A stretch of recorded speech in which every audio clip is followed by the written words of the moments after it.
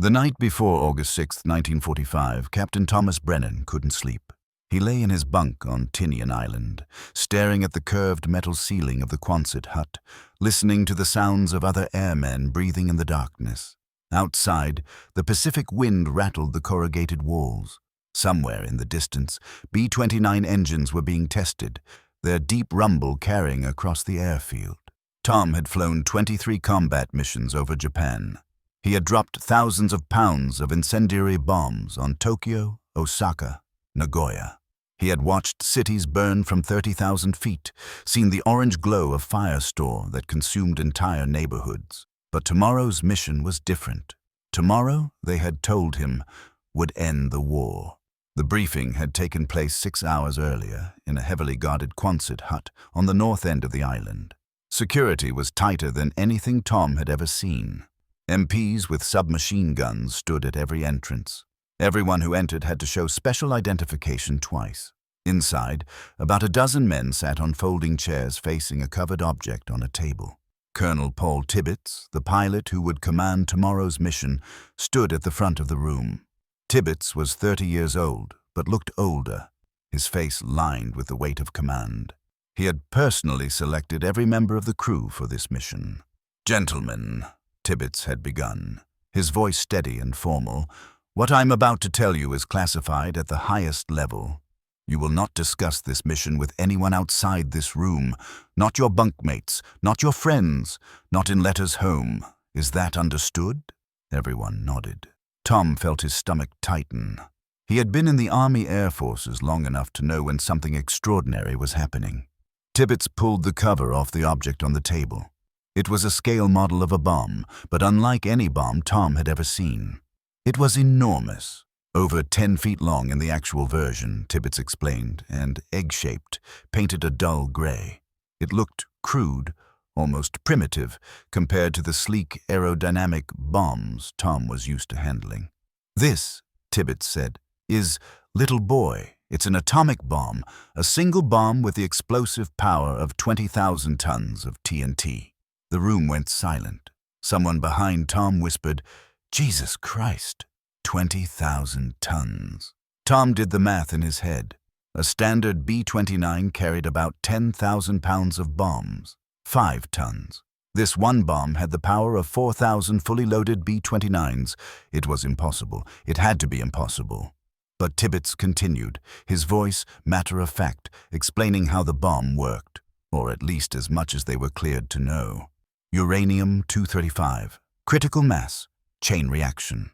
The words meant little to Tom, but the implications were clear. This was a weapon beyond anything humanity had ever created. "The target is Hiroshima," Tibbets said, pointing to a map of Japan, a city of approximately 350,000 people. "It's a significant military target. Headquarters of the Japanese Second Army, major port and communications center, war industries. But gentlemen, I won't lie to you. When this bomb goes off, a large portion of that city will cease to exist. There will be massive civilian casualties." Tom felt cold sweat forming on his palms. Massive civilian casualties. He thought about the firebombing raids he had flown. Those had killed tens of thousands, but this was different. This was one bomb, one decision, one moment. "Captain Brennan," Tibbets said, looking directly at Tom, "you'll be the bombardier. When we reach the target, you'll have control of the aircraft through the Norden bomb site. You'll make the final release decision. Is that clear?" Tom stood up automatically. "Yes, sir. Crystal clear, sir." But nothing was clear. Nothing about this made sense. After the briefing, Tom had walked alone to the edge of the airfield and stood looking out at the Pacific. The sun was setting, painting the sky in shades of orange and purple, beautiful and terrible at the same time. He thought about his family back in Ohio, his mother and father, his younger sister Margaret. He thought about the letter his father had written after Pearl Harbor, the one that said, "Make them pay, son. Make them pay for what they did." Tom had carried that letter through training, through his deployment to the Pacific, through 23 missions. Make them pay. But who was them? The Japanese military? The emperor? The civilians of Hiroshima who woke up every morning and went to work and came home to their families? Tom had seen enough of war to know that the lines between soldier and civilian, between guilty and innocent, were never as clear as people back home believed. He had dropped incendiary bombs that had certainly killed civilians. He had rationalized it then. War is war. They started it. We have to end it. But this felt different. This felt like stepping across a line that, once crossed, could never be uncrossed. Now, lying in his bunk at 200 hours, 4 hours before takeoff, Tom replayed the briefing in his mind. The bomb would detonate 1,800 feet above the city. At that altitude, the blast wave would reflect off the ground and maximize destruction. Everything within a mile of ground zero would be vaporized. Everything within 2 miles would be consumed by fire. The heat at the center of the explosion would reach several million degrees, hotter than the surface of the sun. People directly below would be turned to ash instantly. Those further away would suffer burns, radiation sickness, slow, agonizing deaths. Tom closed his eyes and tried to pray. He had been raised Catholic, had gone to Mass every Sunday until he joined the military. But the words wouldn't come. What do you pray for when you're about to kill 100,000 people? Forgiveness? Strength? Or do you pray for the mission to be cancelled, for the bomb to fail, for something, anything, to stop what was about to happen? He didn't know. He just lay there in the darkness, waiting for dawn. At 05:30 hours, Tom and the rest of the crew gathered on the tarmac next to the B-29 that would carry them to Hiroshima. Someone had painted a name on the nose of the aircraft, Enola Gay, after Colonel Tibbitz's mother. Tom stared at the name and found it oddly disturbing. This plane, carrying a weapon of apocalyptic power, was named after someone's mother. The juxtaposition felt obscene. The bomb was already loaded in the bomb bay. Tom had seen it being wheeled out earlier. A massive dark shape surrounded by armed guards and scientists. They had handled it with extraordinary care, as if it might explode at any moment. Maybe it could. Tom didn't know enough about atomic physics to understand what might trigger a premature detonation. The thought made his hands shake. Colonel Tibbets gathered the crew for a final briefing. Weather looks good over the target. We'll have fighter escort part of the way, then we're on our own. 2 observation planes will accompany us. They'll document the blast and measure effects. Our flight time to Hiroshima is approximately 6 hours. We'll fly at 31,000 feet. When we reach the initial point, Brennan will take control for the bomb run. After release, I'll execute a sharp diving turn to get us away from the blast zone as fast as possible. The shock wave will reach us about 45 seconds after detonation. It's going to be rough, but the plane can handle it. Questions? No one spoke. What questions could possibly matter at this point? They climbed aboard. Tom took his position in the nose of the aircraft, settling into the bombardier's seat in front of the Norden bomb site. The site was a complex mechanical computer that calculated the precise release point based on altitude, airspeed, wind, and target location. Tom had used it dozens of times. He knew every dial, every adjustment, every quirk of the mechanism, but he had never used it for anything like this. The engines started with a roar. The B-29 shuddered and began to taxi. Tom watched through the plexiglass nose as the runway approached. Tibbets advanced the throttles, and the big bomber accelerated, its 4 Wright R-3350 engines screaming. The nose lifted. They were airborne. Committed. There was no turning back now. The flight to Japan was long and mostly silent. The crew spoke only when necessary, communicating in the clipped professional language of trained airmen. Tom sat at his station and watched the Pacific pass below, endless blue water dotted occasionally with small islands. He thought about the Japanese people in Hiroshima. They were probably sleeping now, or just waking up for another day, going to work, making breakfast for their children, planning what to do this evening. Ordinary people living ordinary lives, unaware that in a few hours everything they knew would end. Tom tried to tell himself the things he had been told in briefings. Japan started the war, Pearl Harbor, Bataan, the atrocities in China, the fanatical resistance on Iwo Jima and Okinawa, the projected casualties of an invasion of the Japanese home islands. Estimates ranged from 500,000 to over 1 million Allied casualties, with Japanese casualties potentially reaching into the millions. This bomb would end all that. One terrible act to prevent an even more terrible series of acts. The mathematics of mass death, the cold logic of total war, but logic felt hollow at 30,000 feet with his hand resting near the bomb release switch. He thought about something his father had told him when he was young, after Tom had gotten into a fight at school. "Son," his father had said, "there's a difference between doing what you have to do and doing what's easy. Sometimes the right thing is also the hardest thing, and sometimes you have to do something terrible to prevent something even worse. That's the burden of being a man." Tom hadn't really understood it then. He understood it now, or thought he did, or hoped he did. At 7:30 hours, the navigator announced they were approaching the Japanese coast. Tom could see land ahead, the southern islands of Japan, green and mountainous. Somewhere down there, people were going about their morning routines. In Hiroshima, 350,000 people were starting another day of a war that had already lasted nearly 4 years for them. A war that had brought increasing hardship, food rationing, labor conscription, constant air raid warnings. But today was clear and sunny. Maybe they thought they would be safe today. The bombardier of one of the observation planes radioed that weather over Hiroshima was clear. Perfect bombing conditions. Tom felt his stomach twist. Part of him had been hoping for clouds, for weather that would force them to abort the mission. But no, the weather was perfect. Everything was perfect, except for what they were about to do. "Brennan, we're starting the bomb run," Tibbets said over the intercom. "You have the aircraft." Tom's hands moved automatically, gripping the controls of the Norden bomb site. The crosshairs appeared in his view, overlaying the landscape below. He could see Hiroshima now, a city spread across a river delta, buildings and streets laid out in a geometric pattern. From this altitude it looked almost like a model, unreal, a simulation, not a place where hundreds of thousands of real people lived real lives. He adjusted the bomb site, making minute corrections for wind and airspeed.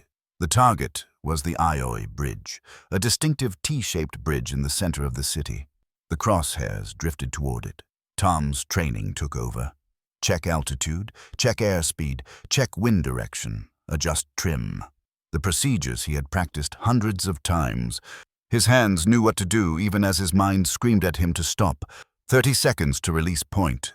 Tom's finger moved to the bomb release switch. It was just a switch, a simple electrical toggle covered by a protective cap. He flipped the cap up. The switch was exposed now. One movement and little boy would drop. One movement and everything would change. 20 seconds. Tom could see people now, tiny figures moving through the streets below. Cars, bicycles, someone hanging laundry. Life. Normal, ordinary, precious life. His hand shook. What if the scientists were wrong? What if the bomb didn't work? What if it was just a massive dud and they dropped it and nothing happened?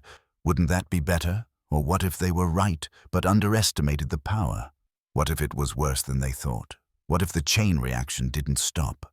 He had read enough science fiction to know the fear. What if they accidentally set the atmosphere on fire and destroyed all life on Earth?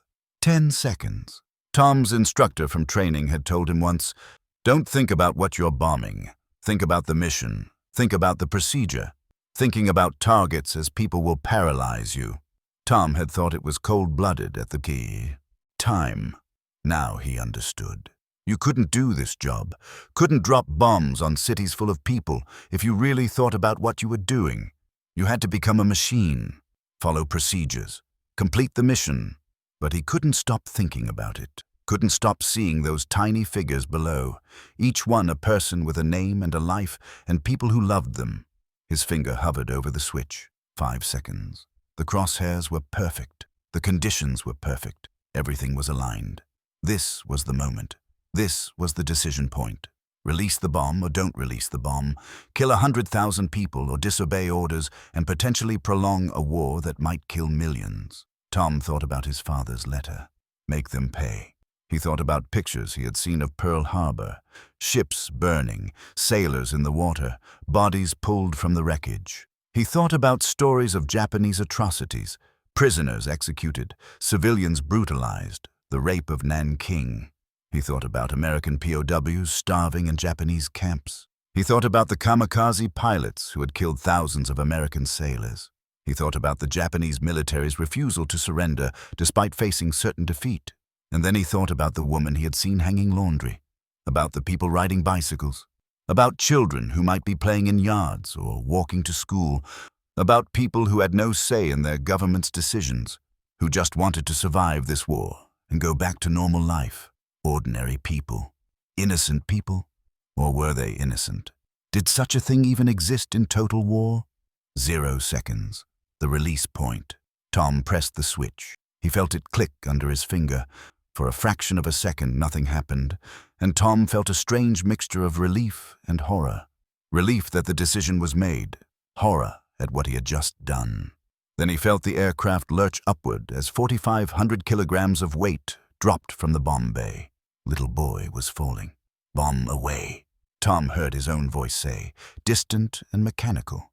Tibbets immediately threw the B-29 into a sharp diving turn, banking hard to the right. The forces pushed Tom against his seat. Through the nose of the aircraft, he could see Hiroshima receding. The bomb was falling now, tumbling toward the city below.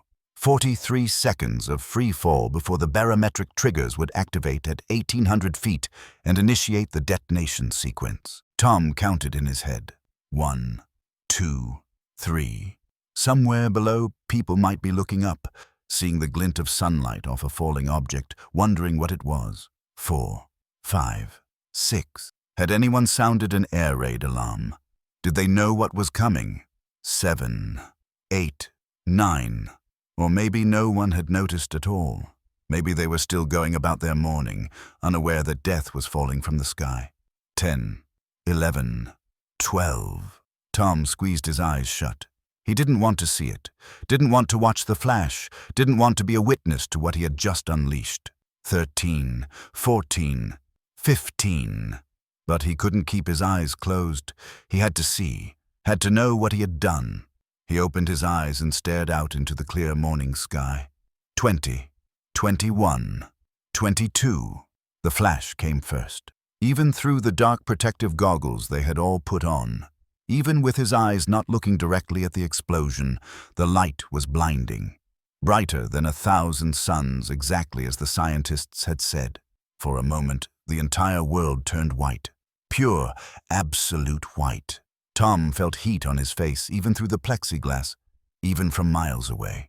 The light seemed to last forever, but was actually only a fraction of a second. Then color returned. Tom looked back toward Hiroshima and saw something that would haunt him for the rest of his life. A fireball was rising from the city, expanding impossibly fast, turning from white to orange to red. It was beautiful and terrible at the same time. A sphere of destruction growing larger with each second. Below it, the city was simply gone.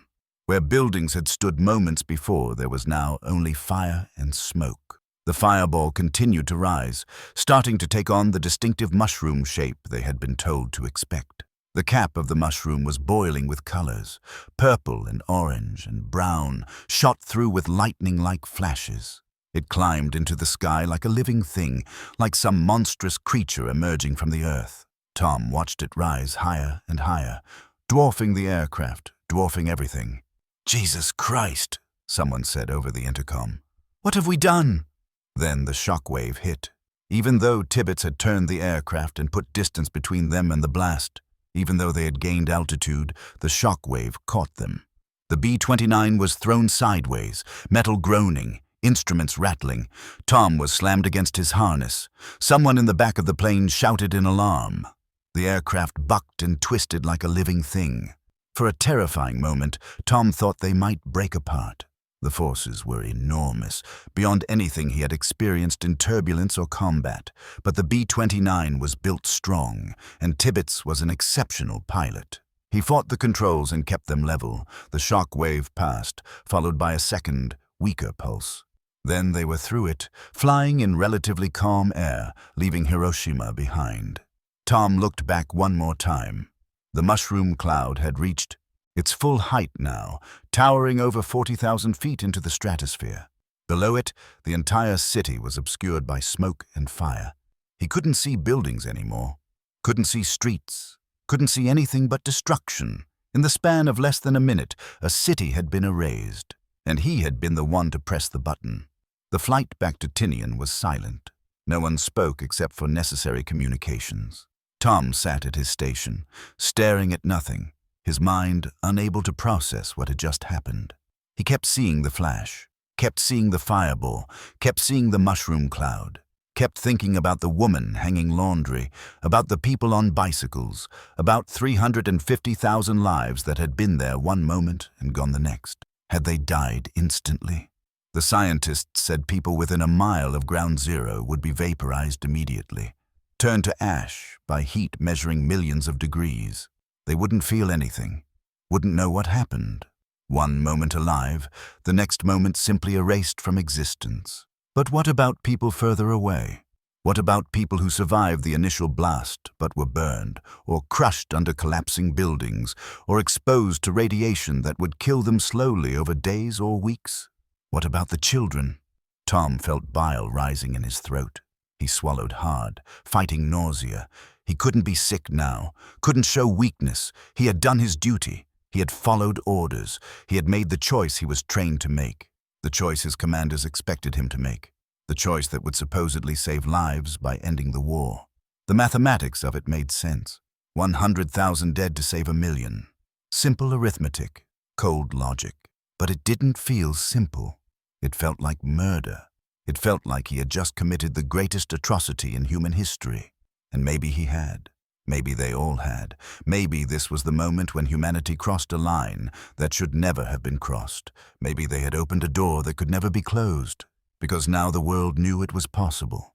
Now the world knew that a single aircraft with a single bomb could destroy an entire city. Now the world knew that mankind had the power to destroy itself. When they landed back on Tinian, there was a crowd waiting. Officers, enlisted men, photographers, even a few journalists who had been cleared to cover the story. As Tom climbed down from the Enola Gay, people were cheering. Cheering! They were treating it like a victory, like a triumph. Colonel Tibbets was smiling, shaking hands, accepting congratulations. Someone pushed a drink into Tom's hand. Someone else clapped him on the back. "You did it!" a young lieutenant said, his face flushed with excitement. "You ended the war. They'll have to surrender now. You're a hero." Tom looked at the lieutenant's eager face and felt nothing but emptiness. A hero. He had just killed more people in a single moment than any person in human history, and they were calling him a hero. Over the next few days, reports filtered in about the damage to Hiroshima. The numbers were staggering. 70,000 dead immediately. Another 70,000 injured, many of whom would die in the following weeks and months. 90% of the city destroyed. Fires had burned for days. Survivors described scenes from hell, people with their skin hanging off, people blinded, people vomiting from radiation sickness, people simply wandering through the ruins in shock. And then, 3 days after Hiroshima, a second bomb fell on Nagasaki. This one was different. A plutonium implosion device they called Fat Man. But the result was the same. Another city destroyed. Another 40,000 dead immediately. The Japanese military still wanted to fight, but the emperor finally intervened. On August 15th, 1945, Japan surrendered unconditionally. The war was over. They had won. Tom Brennan received the Distinguished Flying Cross for his role in the Hiroshima mission. He accepted it at a ceremony on Tinian, standing at attention while a general pinned the medal to his uniform and praised his courage and skill. The general said Tom had helped end the war and saved countless American lives. The general said Tom should be proud. Tom said thank you and stood there feeling nothing but a vast, hollow emptiness. He went home to Ohio a few months later. His family threw him a welcome home party. Friends and neighbors came to shake his hand and thank him for his service. His father pulled him aside and said, "I'm proud of you, son. You did what had to be done." Tom nodded and said nothing. What could he say? That he dreamed about Hiroshima every night? That he woke up seeing the flash, hearing screams that he couldn't have possibly heard from 6 miles up, but heard anyway in his dreams? That every time he closed his eyes, he saw the woman hanging laundry? The years passed.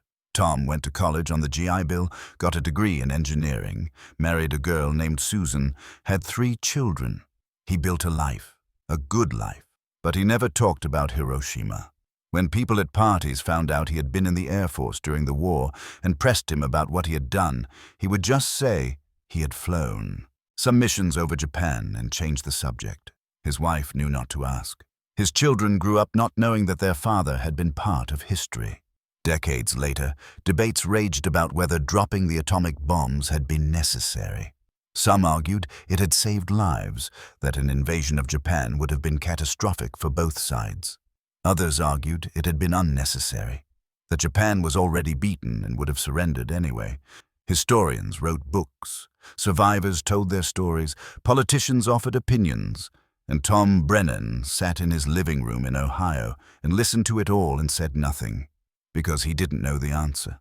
He had lived with the decision for 50 years, and he still didn't know if it had been right or wrong. He knew the arguments on both sides. He knew the numbers, the strategic assessments, the historical analyses, but none of it changed what he had done. None of it brought back the 100,000 dead. None of it made the woman hanging laundry any less real in his memory. On August 6, 1995, the 50th anniversary of Hiroshima, Tom finally returned to Japan. He had been invited by a peace organization along with other veterans. They visited Hiroshima, saw the Peace Memorial Park built where the city center had once stood. They met with survivors, old men and women now, but children when the bomb fell. One woman showed Tom her scars, the keloid tissue that covered her arms and back. She had been 8 years old, playing outside when the flash came. Tom tried to apologize, but the words caught in his throat. What apology could possibly be adequate? But the woman reached out and took his hand. "You were a soldier," she said through a translator. "Following orders. We were all victims of war, all of us." Tom broke down then, tears streaming down his face, the weight of 50 years finally overwhelming him. The woman held his hand and cried with him. Two old people, connected by a moment of destruction that had defined both their lives. Thomas Brennan died in 2003 at the age of 84. In his will, he left instructions that his Distinguished Flying Cross should be donated to the Hiroshima Peace Memorial Museum. His last letter, written to his children, tried to explain what he had done and why, tried to make sense of a decision that had haunted him for nearly 60 years. "I don't know if I made the right choice," he wrote. "I followed orders. I did my duty. I told myself it was necessary. But every day I wonder about the people I killed. Every day I see their faces, even though I never saw them. I hope you never have to make a choice like the one I made. I hope the world has learned from what we did. I hope it was worth it. I hope they forgive me. I hope God forgives me. I hope I can forgive myself." The atomic bombing of Hiroshima remains one of the most controversial decisions in military history. But behind the historical debates, behind the strategic arguments, behind the moral philosophy, were real people making impossible choices under extraordinary circumstances. Captain Thomas Brennan was one of those people. He pressed a button and changed the world forever. And he lived with that decision every day for the rest of his life.